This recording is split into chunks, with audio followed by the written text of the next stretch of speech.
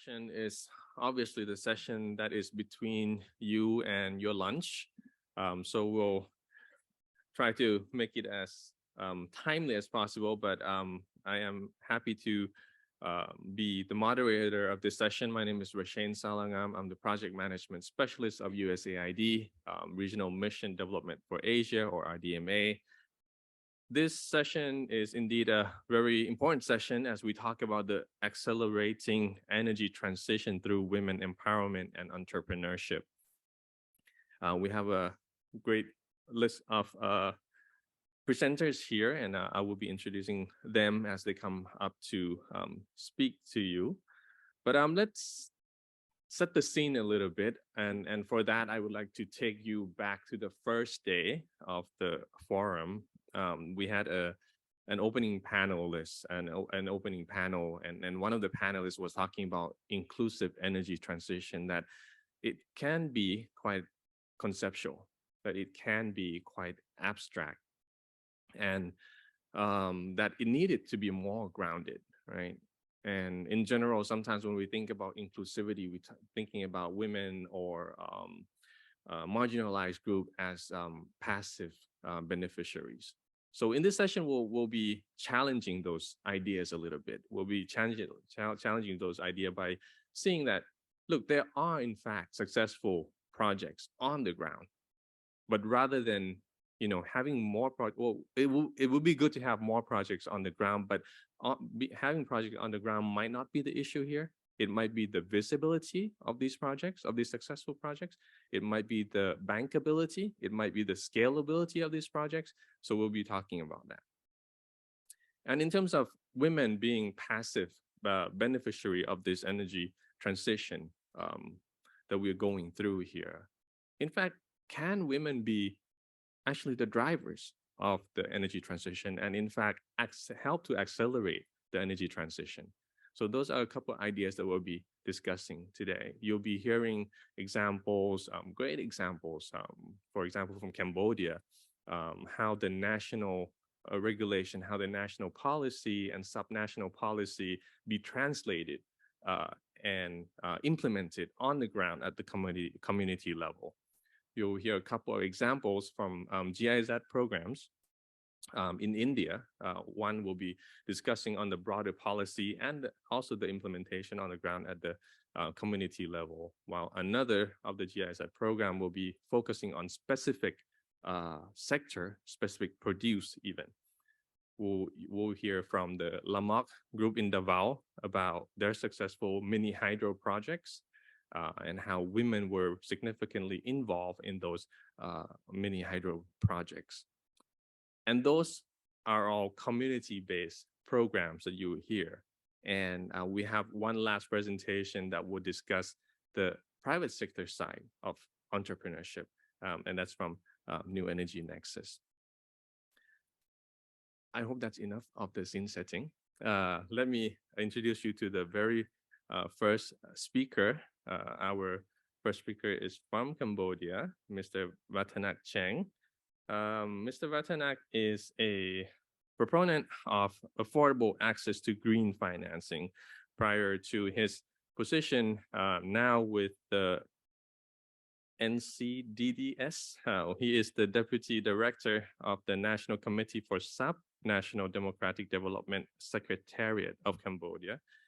He used to work in the oil and gas industry, so move over to the other side now, and a chemical engineering from University of Virginia, and also business administration from University of North Carolina, Chapel Hill.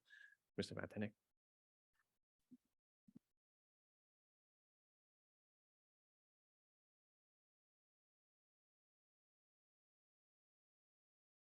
Thank you, Roshan.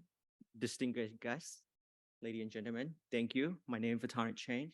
I'm from Cambodia, and it's a privilege today to be here on this panelist to share with you about the greater importance of renewable energy, and specifically about marginalized groups and also women entrepreneurs.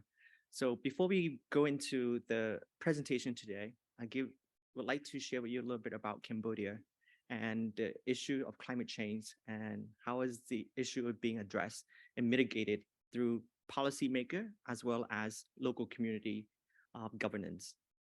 So Cambodia is a very small country with population less than 60 million.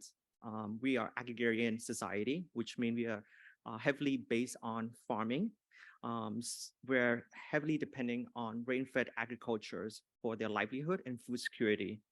So as you can see, when climate change a topic has been brought up, the central government did a study in 2019 by Ministry of Economic and Finance.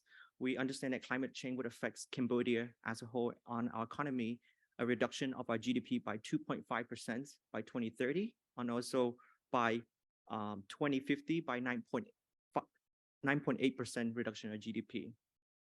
The central government then update their NTC commitment in 2020 to reduce the greenhouse gas emission by 41% by 2030. And to do that, we need about $7.8 billion to bridge that gap. So this is a very overwhelming challenges for a very small country that's heavily reliant on agriculture's economic driven.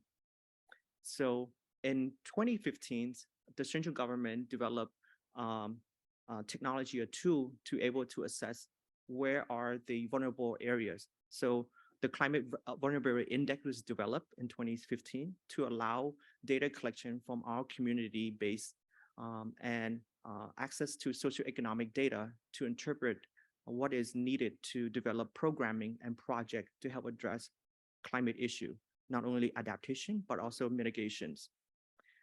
So with that in mind, my presentation today will kind of look at the work that we are doing in this pilot that we developed with our partner from UNEP and also UN Women called the Empower Project that will look at the landscape from locally led activity by women entrepreneur and addressing the issues of energy transition, introducing renewable technologies, and then changes to the perceptions of the challenges that we face today, not just at the central government, but also at the local policy as well.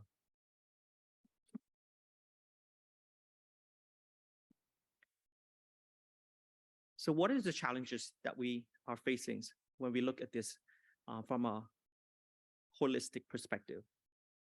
There are challenges to technology, challenges to access to finance, challenges to capacity from our locally led government, challenges to the energy transition from perceptions,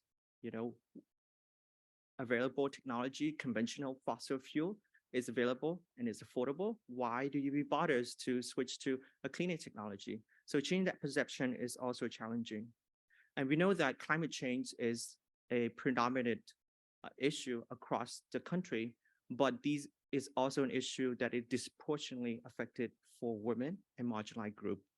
So the focus of the pilot is really looking at areas that are heavily affected by climate, but also areas that have prospects in terms of bridging the renewable technology as well. So opportunity, challenges. And of course, the very most fundamental discussion that we've been hearing from our last session is finances. So with the available resources that we have, we are looking at innovative way to look at climate financing mechanism that would be available through public and private sector. So my presentation will focus on the outcome result-driven programming that would enable us to address the challenges that I poses today. So two target area was proposed in our pilots, Posat and Dakel. These Posat is a very agricultural farming province, and then Posat is the central, very close to the Tonle Sap. It's enlarged and delarged based on the seasonal weather. And of course, these two are prone to not only floods and also drought, but also have opportunity for renewable energy because some of the area that we are discussing today are not already available in the grid systems. So with that in mind, the ideas of looking at development at the local level, we need to engage the local governance. So not to invent something new, but also introducing something already in place in our government structure from central to subnational level, there are 5-year development plan, also 3-year rolling investment plan that are budgeting allocated from the central government for locally based development. So building infrastructures, irrigations, these are simple projects that is already available. And how do we mainstream gender equality? How do we mainstream energy transition into that work so that we know that better awareness, better engagement, not only just engagement from the stakeholder, but also commitment. So commitment in terms of budgeting, in terms of planning, and that is the key to iPilot. So integrating into their annual investment plan to add in a factors of gender and also acting factors of energy transition, renewable energy is vital in terms of making this more sustainable. Of course, women themselves are the voice for the community. We worked with Ministry of Women Affairs. We understand that women, when they are empowered and their economy are strengthening, they are more likely to reinvest in their community, spending more on children education, spending more on healthcare. And that is what we want to bring the benefits to our community through these pilots.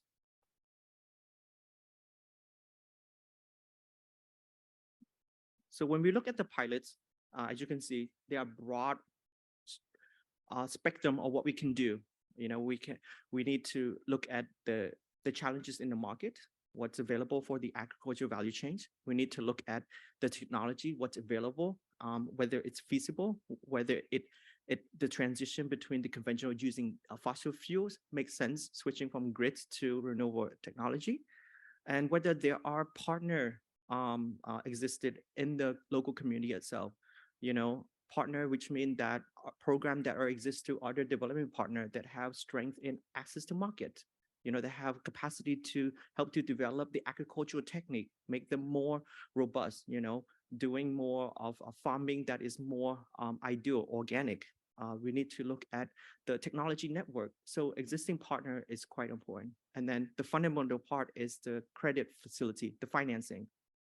How we can make it more robust, how can we make it much more sustainable by engaging our private partner. So we are working with the Agricultural Rural Development Bank for this pilot, and it's the nationally publicly owned agricultural bank, and they have not done any financing that is available for renewable or energy transition. So this is very interesting for them to take upon. But there are hurdles in terms of financing, not only for at the national level, but also as subnational, is collateral. You know, most bank in terms of microfinancing, there are a lot of operational costs. You know, you have to have, you know, offices in all these small remote area, and some do not, you know, and then they tend to prefer an asset, you know, land title and all of this, and that could be a challenge. So through the pilot, we are able to create innovative financing framework that able to address the de-risking of the collateral need, as well as de-risking the investment for renewable energy as well. And then last but not least is the capacity development for our entrepreneur. Women entrepreneurs are likely to be more engaged and likely to be more supported and likely to excel when they understand the number. And so we work with NGO from the grassroots to help to develop financial literacy training to help to incubate these entrepreneurs, to equip them with better understanding to manage their business, and then match them up with the technology that is available, and also to work with the financial institution to allow them to have access to finance. So that's encompass the level that we do, and how do we do that? And that's I'm going to show you how. So partnership and synergy is quite important. We need to look at the market study. The potential is available at the grassroots. We need to know whether technology fits for these community, for these existing businesses. And of course, we need to have the encouragement and then the support from the local government. So we created a guideline for the local community governance to access this credit facility. The credit facility is with the private sector, but how can the local government encourage and access the guideline that would allow them to understand what are the integrations and how that works. And then most importantly is to let the local government voice be heard at the national level through their investment plan. So having co-financings is quite important at the grassroots, even though it's minimum, but its ability to be recognized and then create awareness as well. And then most importantly, with the financing sides with the ARDB bank, we create a guarantee facility using a very small deposit, extend the credit facility to 2 times the existing portfolio, and allow these women entrepreneurs to have access to the finances without having the collateral. I think that's quite vital to successful the pilot, and encourages the banks to see that renewable energy is a product that could be possible to lend in the future. And we'll touch that back at the end of the reflections, okay? And of course, technology supplier is quite important. Cambodia is heavily import a lot of our technology. We don't really manufacture any solar or anything like that. So we need to work with local existing suppliers. And of course, there are costs to that. And of course, when we talk about distribution, we need to have agreement in place to allow for consignments for wholesaler. And that allowed to be what we call de-risking the first investment. Women does not need to have 100% of their investment upfront, but just have the consignment in place so they allow the credit facility to be built. So that's quite important as well. And the after sale, most importantly for business to succeed is the service that they need to provide. So after sales is critical to any project implementations. Without that, we don't have the engagement. Renewable technology is still new. If we don't have the battery guarantee, we don't have any engineer to come in to help address these people in very remote area, they're going to lose this credibility. And when they lose credibility, community hurt. When community hurt, then we have a structural issue as well. So that needs to be addressed upfront. Of course, the understanding and the engagement from our beneficiary. Our beneficiary need to be the owner, need to be the controller of their business, need to be the enabling actor that created the participation. They need to invest with the projects, and they need to know that the project make business sound. So that's where the economic come in. And then they need to understand that there are support from both the central government and local government as well to help them to facilitate this process. So some of the two key highlights I just want to mention here, some of the key takeaway is the financing framework. So we look at different blending financings, looking at equity grant loans, to look at what is economic, have a good or return for the investment for the woman. And we also look at different partner when partner are wanting to support this technology, whether it's technology provider themselves or whether it's a different actor. We want to make sure that this is not a granting project, but also a commitment from the beneficiary itself. And again, the financial literacy training is vital to ensure that the women businesses owner have the capacity and understanding about the number, and then to strengthen them as they are navigating this landscape of borrowing and lending from the bank. So some of the intervention that we look at in these two specific target area, we look actually solar lamp, did not mention on the slide, but these are done through consignments to help to promote the distribution. The solar water pump from small scale to large scale irrigation from community based to small farmers, it was also introduced. Chicken incubation in Takao is a very recognizable product because you need a lot of energy from the heating lamp. You need the incubations house. So these are very energy intensive. So these are very attractive investments when you look at energy transitions investment, and the return is quite attractive. Of course, there are SME facility looking at clean water drinking operations from borrowing facility. They rely heavily on grid services. So when they have disruption in the grid, it can really affect their manufacturing line. So helping to integrate and then bring that technology to this community, not only add the economic empowerment to them, but also allow them to have much more energy resilience functions. Also, cold storage. Cold storage was also a pilot that we also done because these two specific areas are very agricultural based. So to match up the access to market, we know that supply chain is also a vital important to ensure that there are contracts are honored. And so cold storage, we equip them with cold storage tanks, also cold storage houses with solar panel to help them to reduce the dependencies on the conventional fossil fuel electricity. Lieutenant, I'm going to have to ask you to wrap up. Okay, all right, thank you. So the reflections. So the key takeaway here is that stronger engagement, having engaged in the integrations of locally led investment plans help to build the voice for the community. Having stronger partners in terms of market, in terms of technologies, in terms of network is important. Women empowerment is enabled through the work that we've done in terms of bridging those gap and then allowing them to have a strong communication with the technology and after sales, and also leveraging the financial institutions. So the final key takeaway from here is that from this pilot, we are now able to establish green financing facility from the bank. We're now talking to microfinancing institution to establish new portfolio exists dedicated to green technology. And we're talking to central government, the National Bank of Cambodia, to create institutional rating on environment and also renewable energy and genders as their key indicator to create competition and also attractiveness to promote the awareness. Thank you so much for the presentation. Thank you.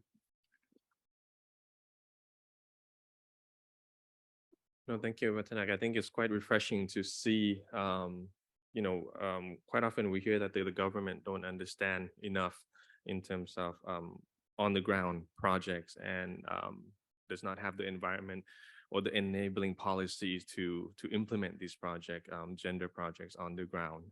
But obviously, Cambodia is moving in the right direction on that and having even found a innovative way to finance those projects. So thank you for sharing, and I hope we can have time to discuss about that later. But moving on to our next speaker, Nidhi Sarin from GIZ. That's one of the GIZ project that I mentioned earlier that we'll be discussing about the broader policy as well, but also on the ground projects that GIZ has been working in India.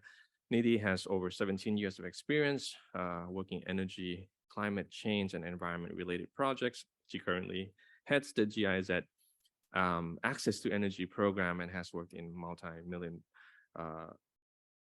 dollars project, I guess, on areas including distributed and grid-connected renewable energy, power sector reforms, climate change, and long-term energy planning for energy transition. So, Nidhi, please.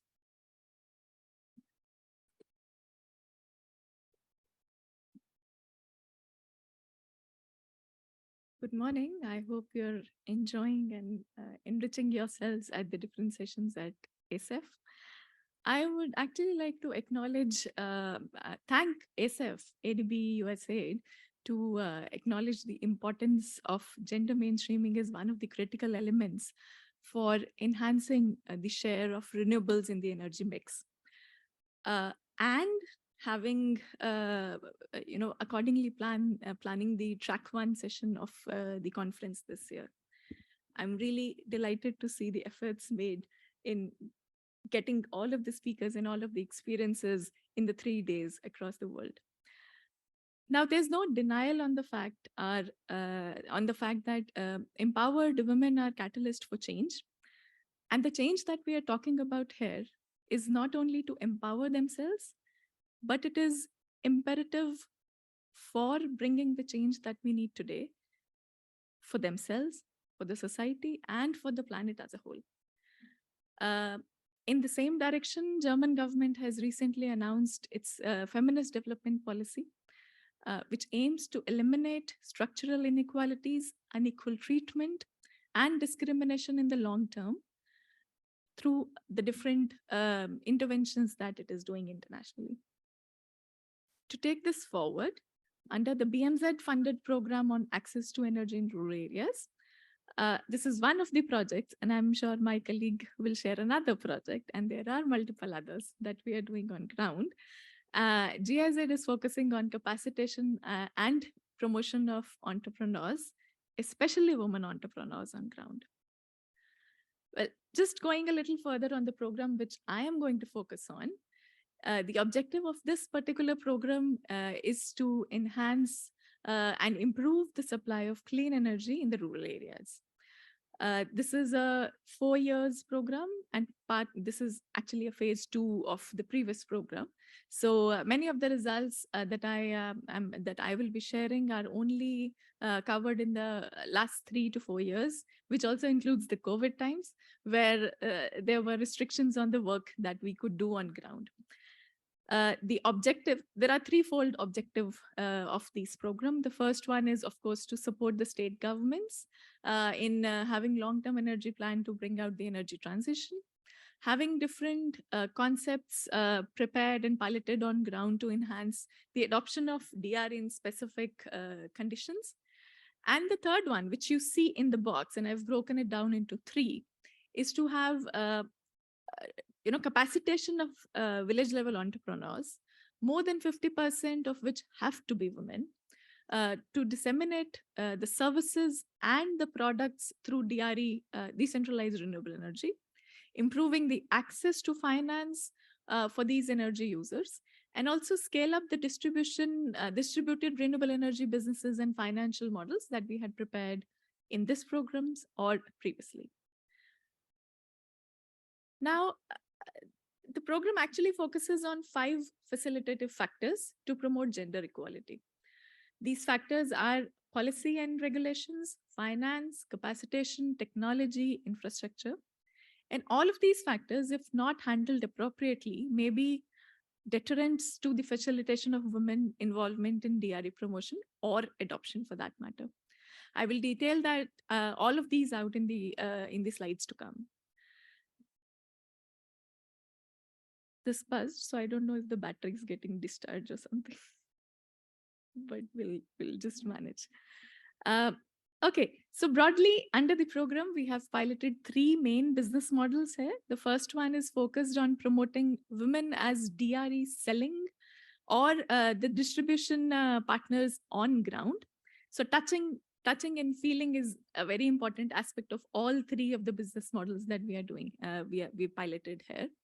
The kind of products that we used to sell through these village level entrepreneurs, women village level entrepreneurs, are lamps, in some cases solar home lighting systems, and also pumps and smaller equipments that can be handled and sold by these village level entrepreneurs. And also they are also capacitated to provide the after sale service to these products so that there's a longevity.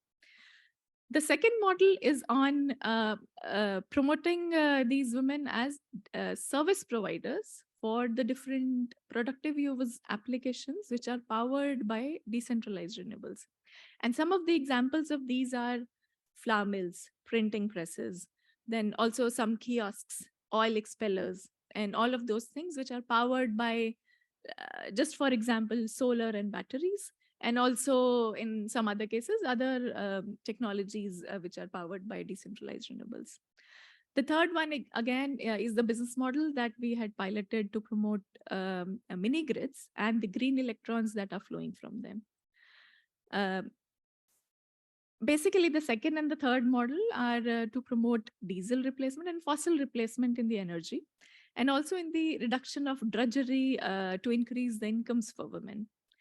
Overall, the premise of having these business models is that the women have deep understanding of the unique energy requirements and the different challenges that are faced by their own communities. As primary caretakers, they have deep insights and knowledge into the household energy consumption patterns, and also contribute to the development of efficient, clean, and affordable energy solutions, which are very tailor-made to the local communities that they belong to. So under this program, I won't go into details because details are similar to what my earlier speaker and colleague from Vietnam has also touched upon. So in the interest of time, I won't go into details of what kind of capacities we had built, but broadly speaking, the capacities pertain to business models, the services that they can provide, the financial skills that they have to have, and also on the technology of the different products that they can use to enhance their livelihood opportunities. We've actually capacitated more than 5,000. I've mentioned 4,500, but in the last 4 years, this number has reached more than 5,000 directly. And these business models have been scaled indirectly. So the number is much, much more higher than what we've mentioned here. Besides just the understanding of decentralized renewable energy technologies, the indirect benefit had been that these village level these women at the village level had also gained insights into many technologies that they used to have capacities enhanced. And thanks to COVID, and this was a deliberate effort to use digital means of trainings for all these women in the times where there were restrictions on movements and all.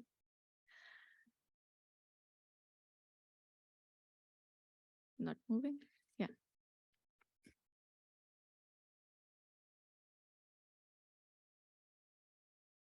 I think they don't want me to speak on finance, but that's fine. Okay. Under the element of finance, unlocking finance for women entrepreneurs, it's getting the finance to flow for putting the technology in place and giving that essential confidence, because you don't really want the women to take out all the money they have in their pocket to put on the table to buy these technologies without even knowing that, instilling the required confidence in them. So we worked with both sides of the coin, that is with the financial institutions who are the lenders for the money, and also the entrepreneurs who are the borrowers of this finance. And we managed to, in this phase of the program, we managed to reach out to more than 100,000 women who accessed loans, and also as primary energy users, and also more than 800 women who are the entrepreneurs for these technologies. Parallelly, on the other side, we worked closely with 11 financial service providers to enable them to lend for these kind of technologies. Now, experience from all of these pilots and the work that we had done on ground is continuously and extensively shared with our government partners at the central and the state level at every stage, so that it can be upscaled and replicated and absorbed into the policy discussions. So many of the learnings were taken up in the DRE policy framework, which is floated by the central government in India, and pilots were undertaken with the state government partners to demonstrate the impact of DRE in livelihood enhancement.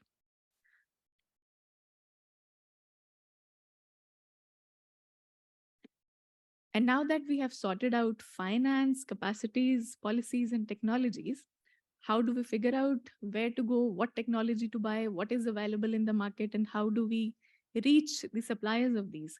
So to decode that, we worked on open source knowledge repository, which is sort of an online portal on the information. It's kind of an Amazon for all DRE technologies that are available in India, both on farm and non-farm technologies. And so if I have to, let's say, buy a solar pump and I need to know which supplier is available in my vicinity, so I can actually log on to this portal and see who to go to, what is the price, what is the capacity, how they can cater to the needs that I have. So that portal we developed. It is now also taken up on a couple of state government websites. A couple of examples I have given here. And the discussions are also on to get it absorbed on the national level, if the central government can take that forward. And it's a continuously, this portal is continuously updated with the new technologies that come on ground. In order to measure the impact, we commissioned dipstick evaluation of the different business models, and we reached out to the different users and the beneficiaries of the work that we had done. The results were evaluated on the 5 indicators on inclusiveness, relevance, product cost, sustainability, income generations from VLEs and from DRE, the sales that they have done on these technologies. Uh, I'm sure these slides would be available through the SF website. So I won't go into the details because I know the time is already up, but I'm available in case you want to have further discussions on any of the things that I've mentioned or anything which you think was not covered here. Thank you so much.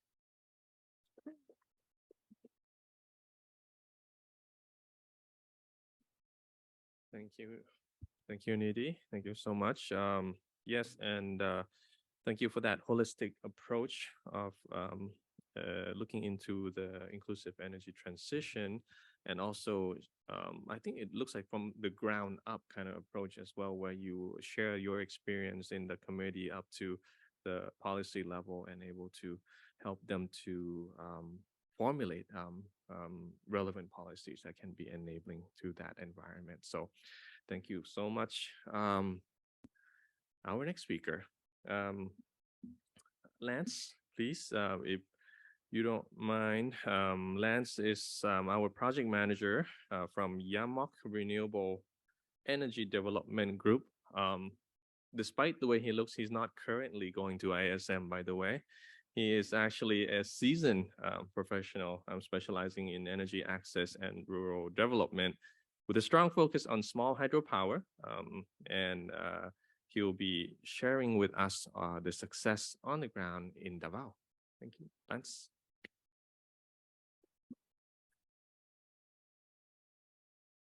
Thanks, Sir Shane, for that introduction. Yeah, so hello, everyone. Again, a pleasant day to all of you. And first off, I would just like to say that I feel incredibly privileged to be here, to be able to share with all of you our work, our experience working with women, especially in the grassroots level, and collaborating with them in order to realize clean energy solutions for rural communities in Mindanao. So again, our group, Yamog Incorporated, we are a nonprofit based in Davao City, Philippines, and we work to bring clean energy access to through decentralized means to the most remote communities all over Mindanao. So far, we've in the last 5 years, we've reached over around 5,000 households all over Mindanao through a combination of micro hydropower systems and individual solar home systems. But in this presentation, I would like to focus in on a specific case example of the success of one of our micro hydropower systems in Mindanao. So yes, again, one of these areas, these remote areas where we work, is Sitio Danao. It is a village of 135 households. It's located in the province of Davao Occidental, deep within the mountain ranges of the province. And in 2021, we were finally able to commission a 29 kilowatt micro hydropower system that is now completely supplying the entire community, the entire village. And so with that, a range of benefits has been felt throughout the community through reliable, affordable, and sufficient access to modern electricity. So a few key points to the project. First, the project was implemented within the ancestral domain of the Tagakaulo tribe, which is traditionally a male-dominated environment. And second, despite the first point, women in the community really played a significant role in the successes of the project.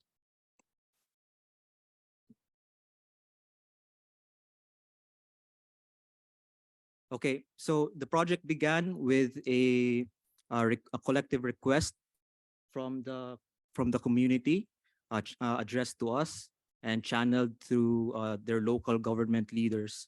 So from the onset, from the beginning of of the project, we saw incredible participation from the women, and it was their spirit really that sustained community participation, community interest in the project, community involvement. But the role did not stop once the infrastructure was built. The community formed their own association to manage their system, their new energy system.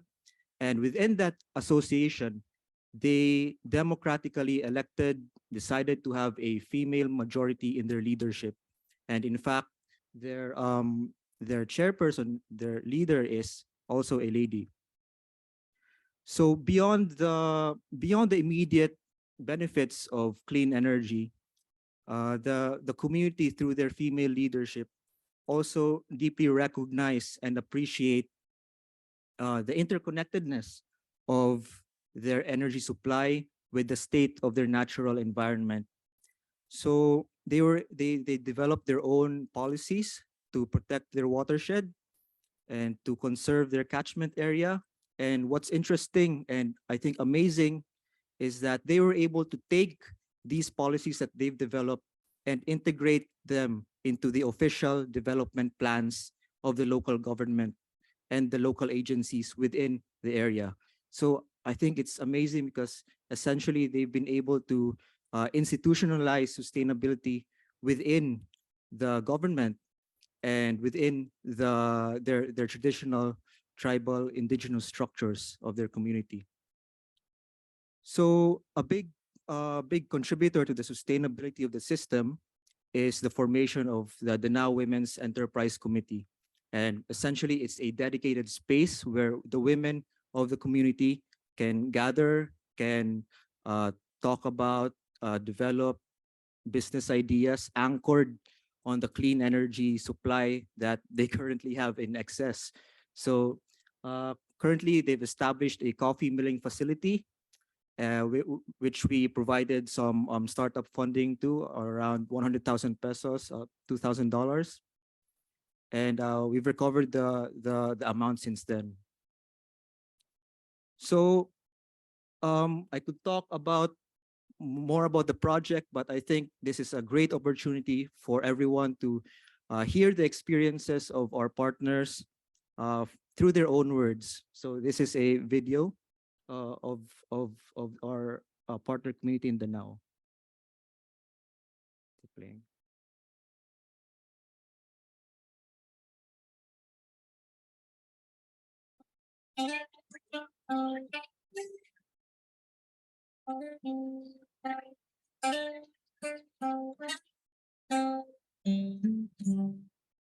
Sa una nga wala pa'y hydro, lisod kaayo para sa ako labi na isip inahan. Kaya nga naman, ang kahintang sa inahan, dili sayon, labi na ang panglihok sulod sa panimalay, sampol, ang mga bata mag-study. Lisod jud kaayo ang kanang walay kuryente ni adto sa pag-implementar sa microhydro, natubag ang among mga paninahanglan kay bitbit man sa yamong pagmaong project. Ang among role nga mga kababae na ato nga time kay niduol min sa nagkalain-laing ahensya sa gobyerno sama sa LGU ug MLGU aron manginahanglan sa ilang tabang nga suportahan ang maong project kay alang ra usab kini sa among kaayuhan nga taga Sitio Danao. Ang gimbuhaton namong mga kababainhan kay nitabang pod mi sa pagbayanihan pinaagi sa pagkuha og mga materialis gikan sa sentro aron lang madala sa site. Ang among naapilan nga mga training kay katong financial management, operation and maintenance ug ang basic electrical. Gusto na po bisag daay mag-ingon sa gawas nga walay makuha ninyo diha. Kami wa jud mi nagpakinsal, intra jud mi sa mga meeting kung unsa ang buhaton namo bayanihan ba unsa naa jud mi diha nagpaluyok. Nagkayusa mi bisag babae man mi kung dili makahakot ang among mga bana kung unsay mga obligasyon naa abi mga babae mo tindog sa obligasyon sa among bana. Dili lisod kanako ang serbisyo nga usa ka chairwoman sa asosasyon sa Ditkampa kay unang-una nakit-an man nako nga nadasig pud ko kay ang mga tao suportado man. Usa sa palisiya nga among patuman, aduna kami ginahimo nga pagpanglimpyo sa matag Sabado sa Headrest Canal sa Pinstock, sa Werdam o sa Powerhouse aron masiguro namo nga magmalawtayon ang maong proyekto. Naapod mi diri nagsuporta uban kay Manang Lelebet. Kay si Manang Lelebet man ang among chairman. Dipili jud namo ni siya kay among nakita nga usa siya ka masaligan nga isip leader. Bisag usa siya ka babae na amo jud siya nga gipili nga among mabuhat nga chairman.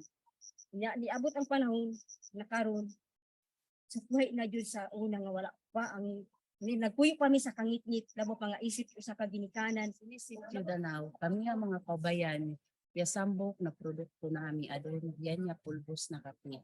Aw sa una na mga alaw na wala pa ya kanami kuryente, ya pig-imo nami sa pagpulbos, piglabot nami. Aw malog daw kanami kay madugay ya proseso pagkaado na aw na kuryente nami, mas tao maksay ya pagproseso nami sa kanami pulbos. Aw 20 kami 20 or madeg yung mga kobayan 30 na niya kaapil sa pagpulbos na kape kaya niya sambok na kanami panginabuhian. Awyay umanya niya kadugang sa kanami dugang income. Aduna kami na puno ka istorya nga water shed na ginagstakan ng among ginabuhat. So, kapananong kami o mga kahoy isip sa babainhan, mao kini ang among dakong obligasyon isip members. Sa pag-implementer namo sa project nga sa micro hydropower daghan kaayo ni mga kalisdanan nga naagian amo kining gipangitaan og pamaagi nga kini magmalamposon. Sa probinsya sa Davao Occidental, ang sitio Danau lang ang adunay project nga micro hydropower kung diin ang nagdumala niini naa usab kadaghanan mga kababainhan. Ug gani sa maong project naay mga kasikbit nga barangay o sitio nga nangandoy nga mahisama sa Danau. akong ikatabang ng ining projika, akong hangyoon ang akong mga kauban nga mga membro na kitang tanan magkaiusa ug magtinabagay aron kining projika magmanungkaron pa sa umaabot ng katuigan. Kay kining projika daghan pa ang nagkinahanglan dili lang kita kung dili ang mga umaabot pa nga mga kaliwatan.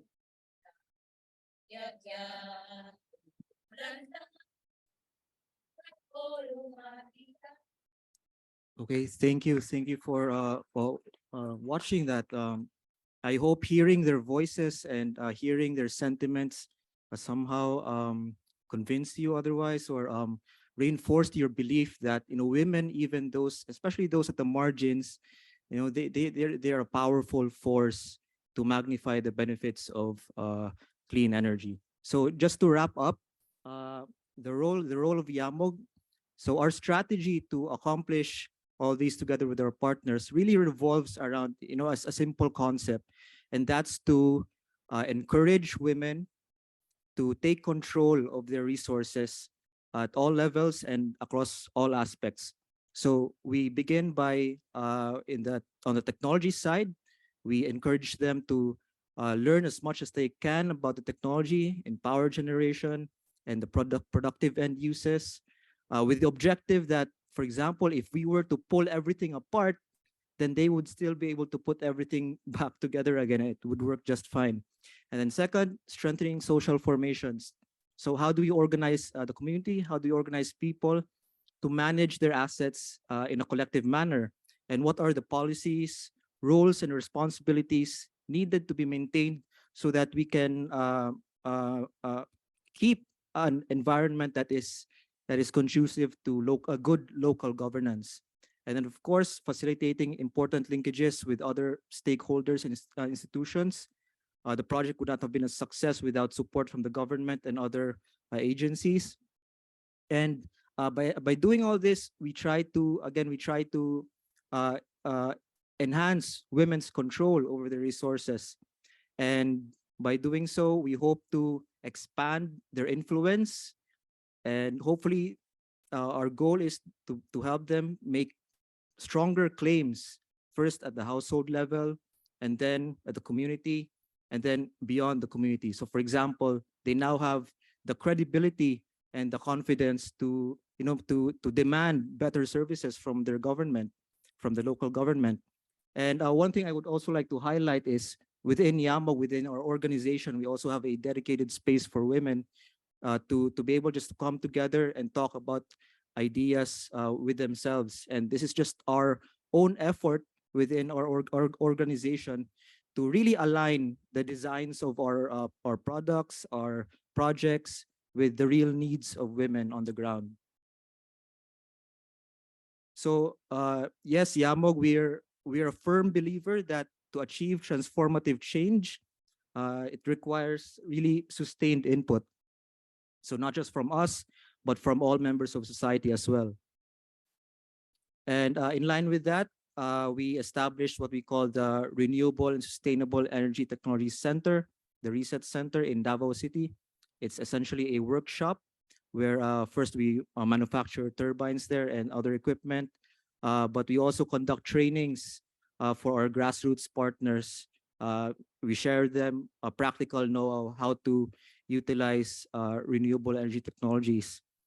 And it is our hope, we're currently working to really train a new generation of youth, of women, girls, who hopefully will be our champions down the line, 5 years from now, 10 years from now, 2030, 2050.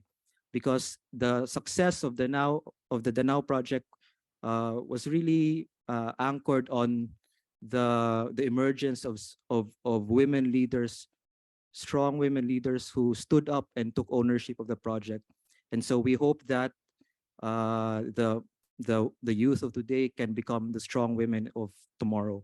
So just like to end again with the idea that, women, especially those at the margins, when they're given the proper support, they are a powerful force to, elevate the benefits, accelerate the benefits of clean energy. Thank you.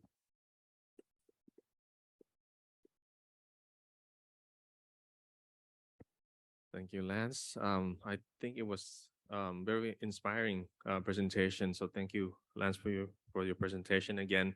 And you can see, I felt that the success of the program came from the passion from your group and also the strength of the women in the community level. And that kind of aligns with what Tanak was saying earlier, that we need the beneficiaries themselves to step up and own the project, right? And feel the sense of ownership and drive it forward. Thank you. Next up is Sashi Kuma, Senior Advisor from GIZ. Sashi is a Senior Advisor in Green Innovation Centers for the Agriculture and Food Sector, GIZ India. His current profile is integrating renewable energy and post-harvest loss management in the agriculture value chain with more than 18 years of experience. So Sashi, would you like to share with us your presentation, please? Thank you.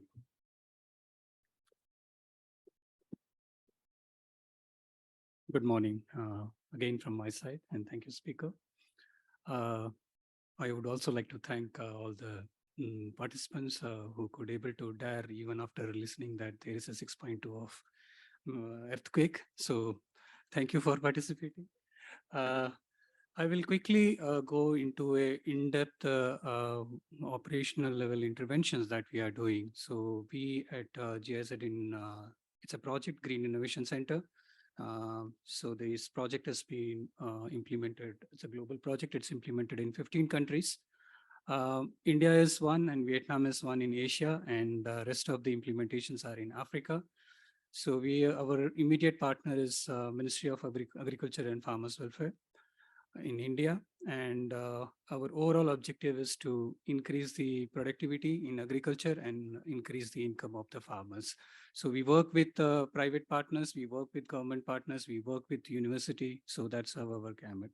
So when we talk about the value chain intervention, so this is a different perspective which I am bringing on. So today the presentation will be focusing more on how women entrepreneurship model is being taken as an advantage, and how the energy nexus between energy and women entrepreneurship is scaling up. So it's a small pilot that we did, and it has a long way to go. So quickly, I will cover the status of the Indian agriculture scenario. I think this is the scenario of the most of the developing nation. If you see the around 126 million small and marginal farmers who are less than 2 hectares of land. So that is about 86% of the total farming population contribution in India. So when we talk about farmers, so it is applicable across the developing nation. It's the male who is being counted as a farmer, not the female. The only reason is that land entitlement. So I'm not talking about the policy level. This is a fact level information. So if you see into this, okay, fine, if it is 86% of the farmers are male, and then what the women are doing. So yeah, women are doing a lot of contribution. So okay, according to the FAO, they say that about 78% of the agriculture work has been undertaken by women. So then, okay, fine. So then where are we seeing the challenge now? So the 50% women who are part of the families in the small and marginal farmers, they are landless laborers. So then, okay, landless labor, how much they are earning? It's like less than a $1 per day. So it's like $0.5 per day, effectively. So then this is where we wanted to target on. This applies for project also, like where we are working. This is the same community we have, and we work with small farmers. And then these are the women with whom we wanted to work on. So then how do we work on? So, well, our targets are genuine, noble cause, but the point is that there should be some entity which should come on board. So then we explored that there is a social enterprise, which is working on the empowerment of women, especially. We also had our own personal agenda because as speakers briefed that I also focus on post-harvest loss management. So I also wanted to see that, okay, fine, let's work on the post-harvest loss management. So why post-harvest loss management? The other part of the aspect is that I'm just deviating a bit. If you see the horticulture crop, 40% of the horticulture crop is being wasted during the post-harvest loss. It's a huge loss. It's a waste of energy. It is waste of water. It's a waste of resources. So huge loss. How does it loss happens? We have typically categorization of the produce. Take for example, tomato. There is a grade, B grade, and C grade. So A grade and C grade has the same color. Shape will be different. The appearance will be different. So because of which the C grade will never fetch a market, but the nutrition value will same. So then we targeted the C grade produce to be brought in board, and that would be the processing thing. So there we try to integrate with the solar dehydration process. So that is where the background about how do we get into this. So then this produce, okay, fine, how will we do? We need to target the 50% of the population, which we say as landless marginal women. So those are the farmers which we targeted. And then we started working. And how do we do that? So basically we work it in a way that there is in an agriculture pattern, there is a pattern you see that each particular location will be specifically with a monocropping pattern, like pocket A will be grown with tomato, pocket B will be grown with onion, pocket C will be grown with potato. So this creates the interest. If we want to engage the private partner over there, private partner is not for charity, that we need to understand. They also may need to survive in the market. Until they find a break even, they won't be able to there for next year. So with that attitude, we also need to see the private partners entity. So then the private partner is the one who provides the technology service of the solar drying and who is interested to work with the groups that we are talking about, and who's interested to provide the financial facilitation to the community. So then what is happening? The community level, the clustering of the small women farmers have been initiated, through which the common produce like onion, they have been dried. And then after the drying process, there is a facilitation of finance to access the asset from the financial institution, which is very big deal. There is a flagship program going on in India, which is called as Prime Minister's Food Processing for Micro Enterprise Fund. So this is something like they provide 35% of the subsidy for the technology provider. So this is what the flagship program, which really clicked us to make on how to kick it off. That's where the government program has to be capitalized properly, because this subsidy is entertaining the financial institutions to come on board to finance these unfinanced people, like unbankable target community. So with that, what they are doing is that this community does the drying of the producers, and post drying, they are the private company which facilitates with technology, they also buy back.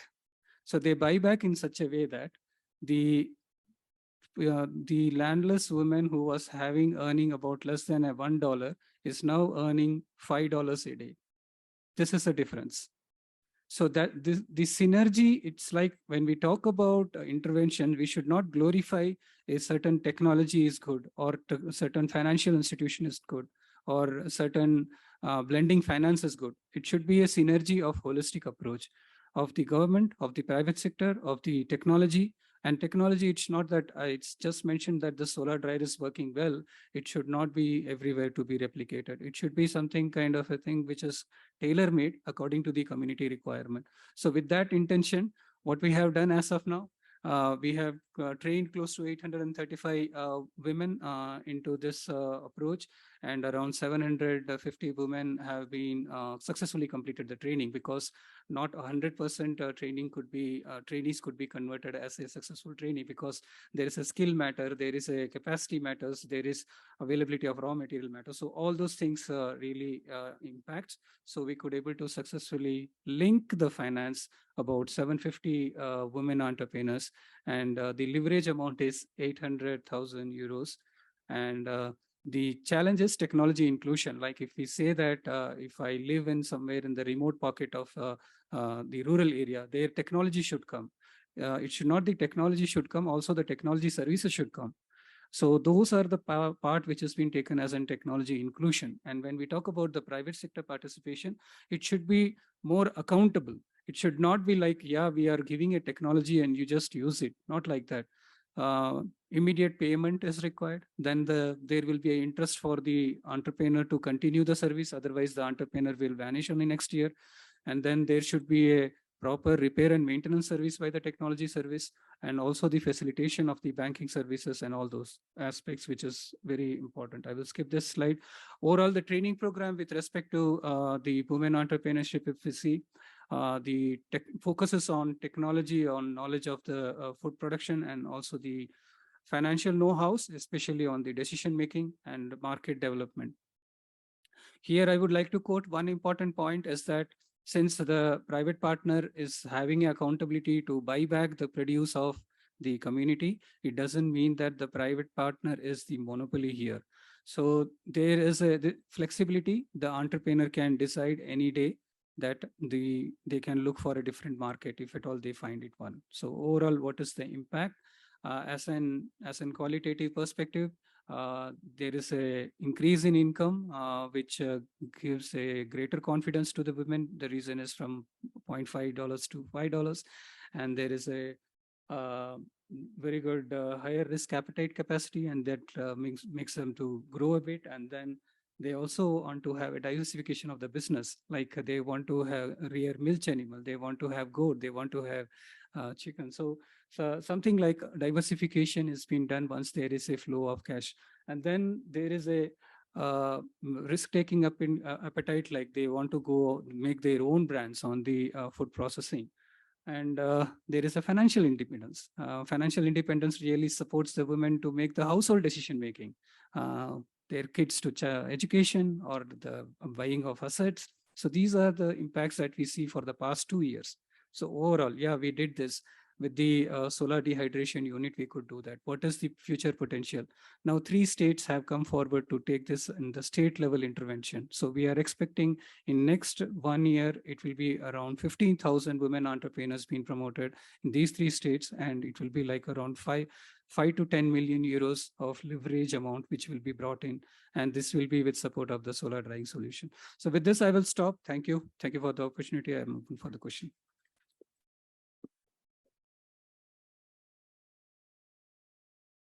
Thank you, Sashi. Another great presentation. A well thought out model with quite scientific thought out as well, and linking to finance and all. I mean, I'm really happy that this session comes after this morning's session on financing inclusive energy transition. And I'm happy that Nina is sitting here because she mentioned that the gap is where financing the communities is. So we have all the communities projects over here. So please link up. And that sort of wraps up the community-based entrepreneurship and women empowerment. The next presentation will be something that people usually get excited when you hear the word startups, right? So Brenda from New Energy Nexus will be talking to us about that. Brenda brings more than 9 years of experience in entrepreneurship and innovation. So she currently leads the Philippines New Energy Nexus as the country manager. So Brenda, welcome, please.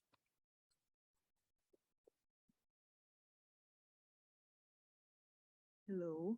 I would hate to be the speaker that keeps everyone from the lunch break, so I'll jump right into it. A pleasant morning. I'm in behalf of New Energy Nexus. We are a nonprofit organization with a mission to build equity in the global clean energy economy.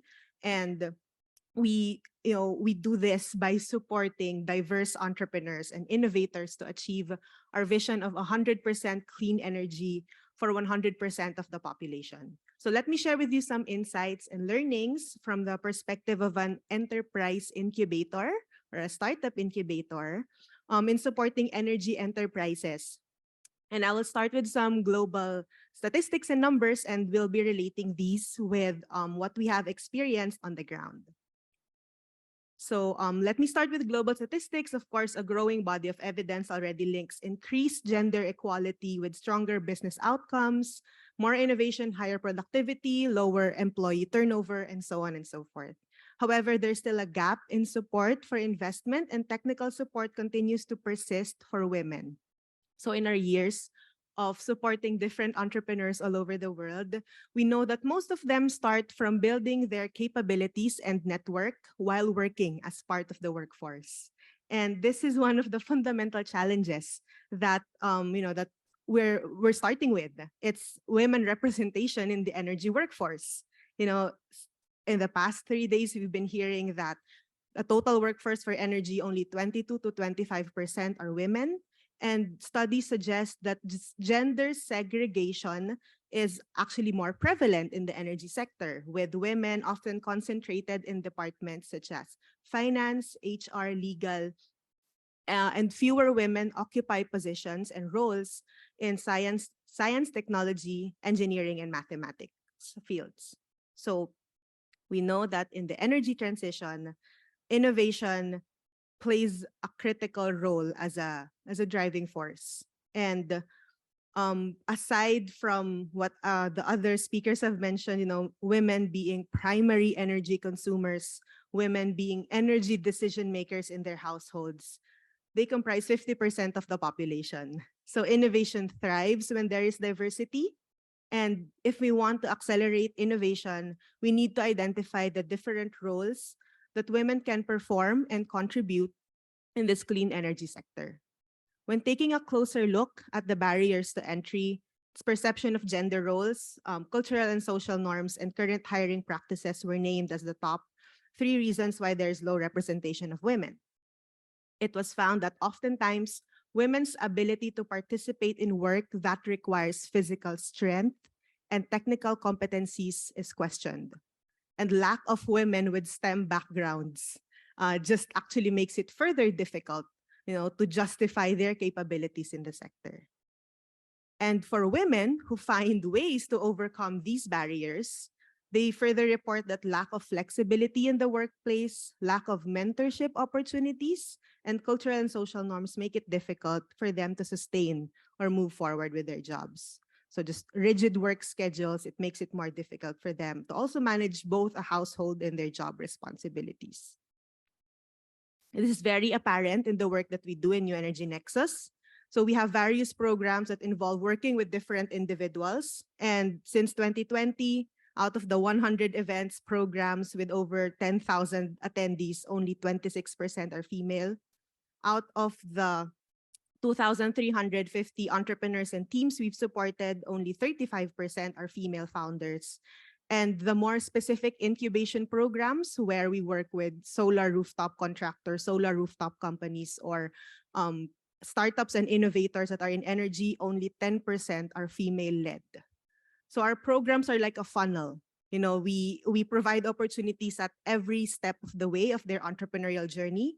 And as the commitment increases, as they work longer in these enterprises, the less we see representation from women. If we take a look at the status of women entrepreneurs in Southeast Asia, specifically, gender equality in entrepreneurship really varies greatly per region. So in Southeast Asia, Philippines, Thailand, and Vietnam further outshine countries in Asia when it comes to higher advancement opportunities and knowledge assets and financial access for women. But on the other hand, countries along with Indonesia rank low in providing supportive entrepreneurial conditions for women compared to other Asian regions. So what can we do to break this cycle and improve women's engagement? So as you can see, when asked about what are the top 3 measures that should be taken, it's access to training and skills development programs, integrating a gender perspective in our energy programs, and enhancing access to financing were the top 3 choices, and closely followed by mainstreaming gender in energy policies and awareness raising.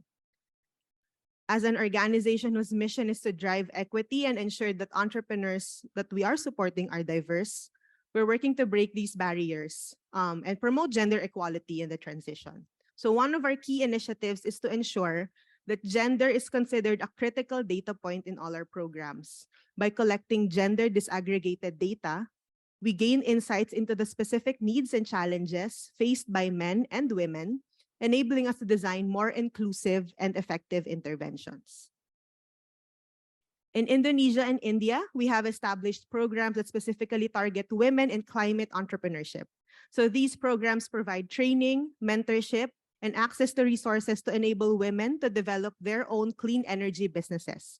So by empowering women to become active participants in the energy sector, we not only enhance their economic opportunities, but also contribute to the diversification and decentralization of power and energy sources. So these women-led businesses would often bring fresh perspectives, innovative ideas, and focus on community engagement, as we also saw in some of our examples earlier, leading to more sustainable and inclusive energy solutions. By running these women-focused programs, we challenge prevailing gender norms and stereotypes that limit women's participation in certain industries. We promote a positive role model. We showcase success stories and challenge biases to create a more inclusive narrative. So by highlighting their achievements and capabilities, these programs inspire and encourage more women to pursue careers in male-dominated fields.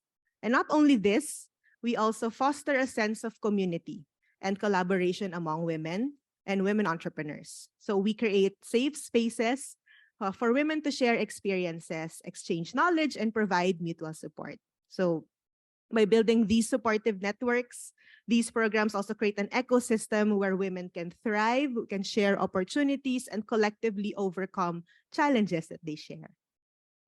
Furthermore, our communications campaigns in the Philippines aim to highlight the achievements and contributions of women in the energy sector, particularly in the field of solar. So by showcasing successful women leaders, entrepreneurs, and technicians, we challenge gender stereotypes and inspire more women to pursue careers in the energy industry.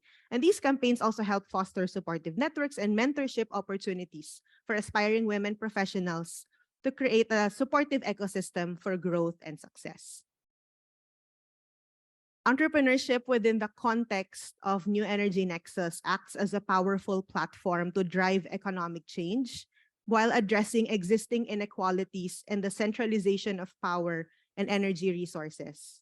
So by encouraging and supporting women's entrepreneurship in the energy sector, we promote job creation, economic empowerment, and poverty reduction. And additionally, women-led businesses tend to prioritize social and environmental considerations, resulting in the development of sustainable and community-centered energy solutions. So I think we have already significantly improved the gender gap for opportunities, access to resources, and development, but there's still so much to be done. While politics and national laws have been developed to continuously advocate for women empowerment, there are still a lot of underlying unconscious biases that exist and traditions that still live in all parts and segments of our society and in the energy industry. So, we really need to be more deliberate, more conscious in improving these numbers and eventually break the norm that the power and energy are, male-dominated industries, instead a sector that promotes equal opportunities for all. That would be all. Have a great afternoon. Thank you, Brenda. Thank you for sharing with us all the numbers and the great work you're doing on promoting women entrepreneurship. We now have shared with the audience all the presentations that we have, and I can see some of the audience is kind of itching for questions. So we have about 10 minutes. I have my own questions, but I would like to open to the floor if there's any questions from the audience. No? Yes? Yes, be the bad guy, please.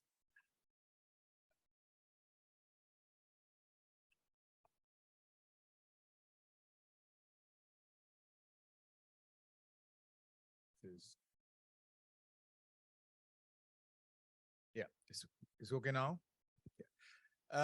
Not as much of the question. I'll be very brief, but just first of all, I admire Sir, what you're sorry, doing. would you introduce yourself a little bit, please?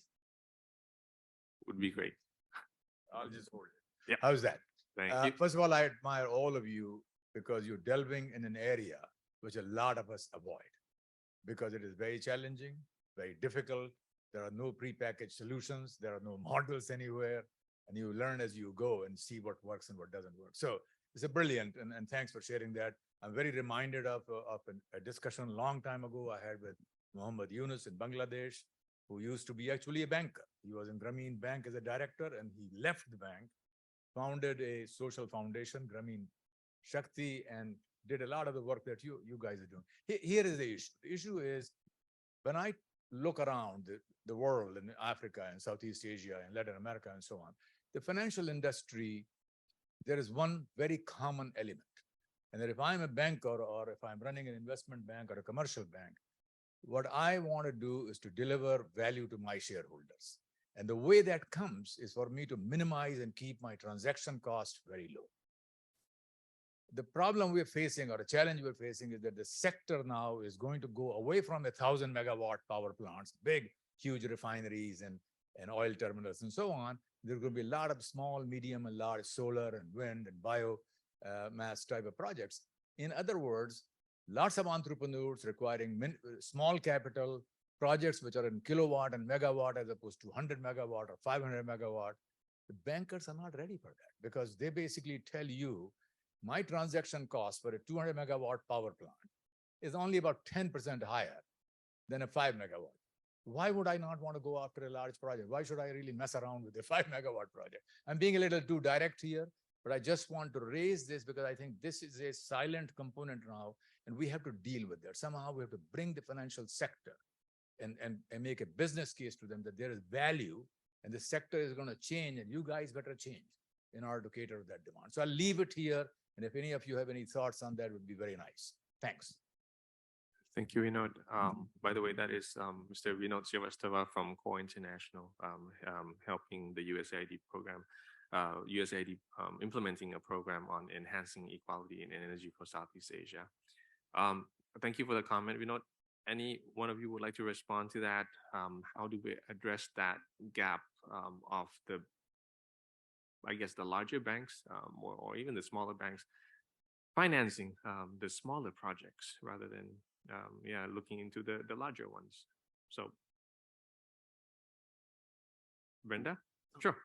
I'll be very brief. I think there's pressure as well for other stakeholders who are also supporting these entrepreneurs, these enterprises, to help them de-risk the projects so that it may not be the bigger banks or commercial banks that may be looking at them, but also more innovative providers of more innovative financing but there also has to be preparation for the smaller project holders, for the entrepreneurs. We have to help them make sure that the projects are investment ready, that the management team, that the entrepreneurs are ready to take in the investment, and that there's sustainability in the projects.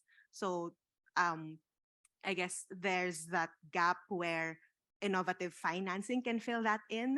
And also, on the other hand, the projects or the entrepreneurs receiving the investment or the loans also need to be, well prepared for that, which is not the usual case for many smaller projects and smaller entrepreneurs. Thank you. Yes, Vatan. Yeah, I'd Then like we'll to add go to to you, Sashi. Thank you. Sorry, I'd like to add to not just the de-risking side, but also on the regulatory side. There are actors in the public policy can encourage favorable terms, attract the investment, so that you are promoting and creating that awareness, and then the mechanism in place so that these smaller MFI could have a better incentive. And then, of course, there's also the competitions of attracting bank to encourage to take risks initially with the investment. And then when the competition become a brand, then the recognitions and also buying from other stakeholders as well. Thank you. First of all, thank you for the question. This is very valid. Actually, this is the situation for any financier or any banker. What is my return on investment? Even if you ask ADB or World Bank to invest on it, they will not come forward. The reason is that ROI needs to be. It all depends upon the sectoral maturity. Take the example of the microfinance. When microfinance was initially launched, I think there was no funding opportunities available for microfinance institutions itself. But the microfinance were able to invest in the last leg of the small entrepreneurs. And the reason how it could able to succeed was they could able to demonstrate it. But what is happening present status with respect to the DRE solutions? I think about on Indian case, I'm saying that I've seen many projects being gone NPA. We call it as non-performing asset. They could not able to repay to the bank. So with that experiences, banker is quite reluctant to come on board. And as you mentioned, you need a proper business plan and everything is required. In my own experience, in our own projects, we see that there is a loan which has been granted, but the private company could not able to realize the loan for the past 3 months.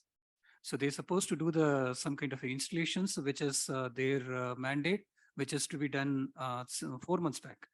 So then at this situation, how as a development agency, we need to support and how the financial institution need to react. So it is bit blurred now. So I think based on the maturity of the long run, I think when the sector develops, this would be having a clarity among the financial institutions. But as of now, this will continue. That's what we see from our experience. Thank you. Thank you, Nidhi. Thank you. Thanks for highlighting this. This is actually a challenge that we faced in many of our projects. And the cherry on the cake was when a woman approaches the banker, it's it's I don't need to explain that. It's like and I hate to say this, but you're a woman. I don't know if you will be able to pay it back. I don't know if you get married and move out of this. I don't know if your family or husband would allow you to do it. These are typical questions a banker asks, and we have the first-hand experience of doing that. So, yes, yes. So, as Shashi and other speakers have said, we've literally worked with under this program with 11 financial institutions, and those are a mix of regional rural banks, microfinance institutes, with even formal banks, nationalized banks. And even if, for example, in India, solar is a priority sector lending, it's included on that list. Bankers don't understand the smaller technologies that we are talking about. There is a lot of hand-holding that we had to do. There was a lot of hand-holding, not only on the awareness, but also on telling them the kind of tools that they can actually use to lend, the financial tools that they can be drafted. I mean, we'd worked on some of our projects, we literally said, okay, why don't you blend it? Why don't you do like this? So a lot of hand holding to the bankers is required for such instances. Sure, thank you. No, a lot of sort of solutions that we discussed just now, preparation of our entrepreneurs, creative financing, and of course, in terms of de-risking for the bank. So that is the idea that we'll probably have to explore further and see how we can move it forward. We are on time right now, but let me ask each of the presenters to leave us with some parting words in terms of the questions of what's next. Right. For Yamok, for example, what's next? Brenda, well, for you, what next? But I'll go to my furthest left over there with Lance. I'm starting, please. Yeah, thank you, Rasheen. So, yeah, in connection as well to your question, yeah, an interesting feature of the micro hydropower project that we actually built is that it could have been financed commercially. Yes, could have been financed commercially, but no one in our ecosystem in Mindanao, in Davao would really engage us seriously that it's possible. And so good thing there was a grant available from benefactors, and so we went with that because why would you wait to to um, to do a commercial project when the need is to provide electricity to the people as soon as possible. And so we went with that. But again, the opportunity is there. So for us at Yamog, really the next step for us is to increase awareness to our all the stakeholders, especially in Mindanao, Davao, all the other municipalities, that there is these solutions present, and that if everyone, if like all parts of society just come together, we can make it possible to deploy these things at scale. Thank you. Brenda? We are very much looking forward to increasing the numbers of women entrepreneurs in our cohorts and in our portfolio. And so in the next 2 years, we have a target, New Energy Nexus Philippines, to launch a campaign making her story, like history, but her story in energy, to encourage more women to take the entrepreneurial path in the energy sector. So we would be very much open to collaborate with groups and stakeholders that are targeting women so we can further encourage them to enter the sector as entrepreneurs. Thank you. ISM students, you heard that. Young entrepreneurs are needed. Sashi? Yeah, I would like to give a brief about what next on an Indian context. As you know, we work with the bottom of the pyramid. There is a gender stereotype thinking, and the superiority of the male is too much. So our focus would be more on engaging men and orienting them on gender importance, and also informing them what is the significance of women. So which will automatically increase the women entrepreneurship that we are focusing on. Thank you. Well, without the scientific model that you mentioned just now, what's next for you is men engagement. Nidhi? I just need 25 more minutes for giving a glimpse. No, jokes apart. I think we have toyed with certain models. We have worked with certain very limited number of, and I would say that's not even a drop in the ocean, the kind of things that we've done and we've reached out. It's all about experimenting more and upscaling it to the levels that we can. I mean, what we are continuously doing is discussing with the similar stakeholders, with the similar partners, like-minded people who we are getting in touch with almost on a daily basis, and seeing how these numbers of women, how the participation of women, and this is not gender mainstreaming, is not only women, as Shashi rightly pointed out, it's men and women. How do we bring it all together and work to just upscale it and see how it can proliferate and increase on its own? It's not chiseled in stone. The models that we developed today may not be relevant tomorrow. it needs a continuous it is more or less a work in progress, and we need to work according to the situation, customize it as per what is required. Thank you. Attack. Next step for Cambodia anyway, from a regulatory perspective, is looking at finances that is available from the public sectors, not just from the private sector side or dependent on international donor, but the facility that is available, and bringing that from the central government all the way down to the lower government. And that is the path that we are seeking, as well as the second point to that in financing as well is targeting microfinancing institution to have connections into these framework, because without their participatory involvement, the challenges will still poses, especially for energy transitions. So there's two level of engagement, both from the central government as well as the private sectors. Thank you. Another round of applause for our speakers, please. There was so rich information in this session, and I don't dare to summarize it all, but a couple of takeaway that I have is that there are so many programs, so many projects on the ground in inclusive energy transitions that is seeking for finance, and there are ways to work around that to get the to do the creative financing for these projects. And there are eager, passionate people on the ground wanting to work with you. So please take that to mind and see how we can create more visibility for these programs, more scalability for these programs, so that we can move forward in our energy transition goal. Thank you.